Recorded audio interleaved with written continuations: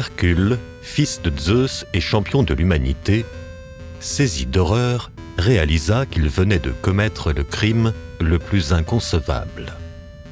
La déesse Héra, qui haïssait Hercule, né de la relation adultère de son mari, l'avait frappé d'une malédiction de folie passagère, et sa propre famille en a payé le prix. Consumé par le chagrin, Hercule partit à Delphes consulter l'oracle, qui lui révéla que sa rédemption passait par son cousin, le roi Eurysthée de Tirynthe, très proche d'Héra. Eurysthée voulait humilier Hercule avec 10 tâches impossibles à réaliser qui devraient l'opposer à des monstres invincibles et des forces insondables. Mais le roi préféra le confronter à plusieurs exploits épiques qui seraient connus comme les travaux d'Hercule. Pour le premier, il devait tuer le lion de Némée, qui kidnappait des femmes et dévorait les soldats. Sa fourrure dorée était insensible aux flèches, mais Hercule l'a acculé au fond de sa grotte sombre, l'a assommé avec une masse et l'a étranglé de ses mains. Aucun outil n'était assez aiguisé pour écorcher la bête. Alors, Athéna lui conseilla d'utiliser l'une des griffes du lion. Hercule retourna à Tirynthe, vêtu de la peau du lion, et terrifia tellement le roi Eurysthée qu'il se cacha derrière une jarre de vin. À partir de là, il ordonna à Hercule de montrer ses trophées à bonne distance. La deuxième cible était l'hydre de Lerne, un serpent géant avec plusieurs têtes. Hercule lutta farouchement, mais à chaque fois qu'il coupait une tête, 2 autres repoussaient à sa place. La bataille semblait perdue jusqu'à ce que son neveu Iolasse pense à cautériser les coups avec du feu pour empêcher les têtes de repousser. Les restes du serpent sont devenus la constellation de l'hydre. Au lieu de tuer un monstre, Hercule dut ensuite en attraper un vivant. La biche de Cérynie était si rapide qu'elle allait plus vite que les flèches. Hercule l'a traquée pendant 1 an et l'a finalement piégée dans les terres nordiques d'Hyperborée. Mais l'animal était sous la protection d'Artémis, déesse de la chasse, et Hercule jura de la libérer. Quand Eurysthée vit la biche, il exigea de la garder, mais au moment où Hercule l'a lâchée, elle courut vers sa maîtresse. Ainsi, Hercule accomplit-il sa tâche sans rompre sa promesse. Le 4e défi était de capturer le sanglier d'Érymanthe, qui ravageait de nombreux champs. Sur les conseils du sage centaure Chiron, Hercule le piégea en le poursuivant dans la neige épaisse. En 5e, pas d'animaux vivants, juste leurs dépouilles.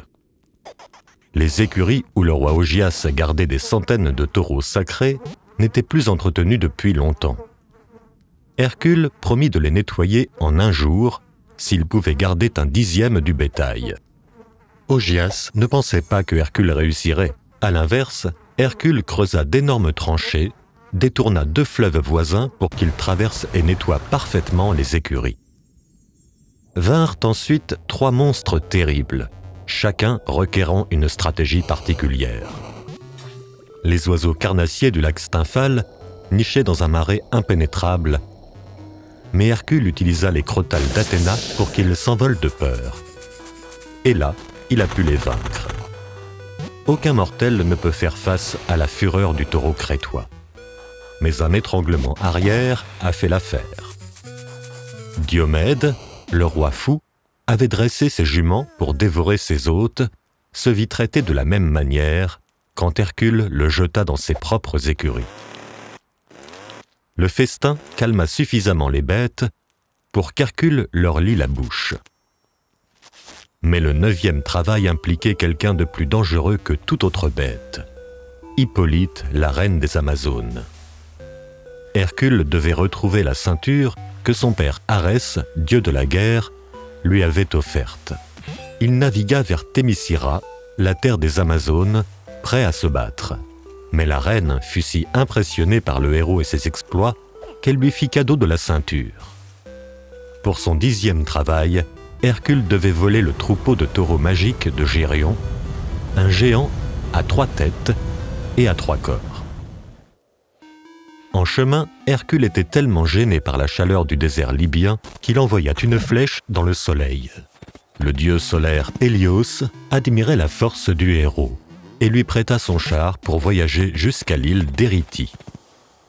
Là, Hercule lutta contre le berger de Gérion et son chien à 2 têtes, avant de tuer le géant lui-même. Cela aurait dû être la fin, mais Eurysthée décréta que 2 des travaux ne comptaient pas. L'hydre, parce que Iolasse avait aidé Hercule à la tuer, et les étables, parce qu'il avait accepté un paiement. Alors le héros entama son 11e travail. Ramener les pommes d'or des Hespérides, le jardin des nymphes. Hercule s'empara d'abord du dieu des mers et l'a maintenu pour qu'il ne change pas d'apparence et lui révèle l'emplacement du jardin. Une fois sur place, le héros trouva le titan Atlas soutenant les cieux. Hercule lui proposa de prendre sa place si Atlas trouvait les pommes.